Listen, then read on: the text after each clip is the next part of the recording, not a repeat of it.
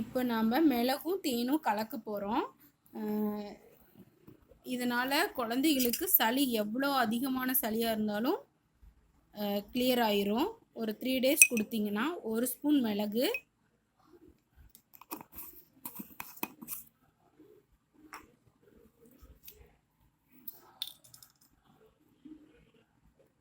1 spoon தேன், 2 spoon தேன் கலந்துட்டு சின்ன குழந்தைகள் 5 வயசுக்குள்ளே இருந்தால் ஒரு 1/2 ஸ்பூன் 1/4 ஸ்பூன் கொடுத்தா போதும்.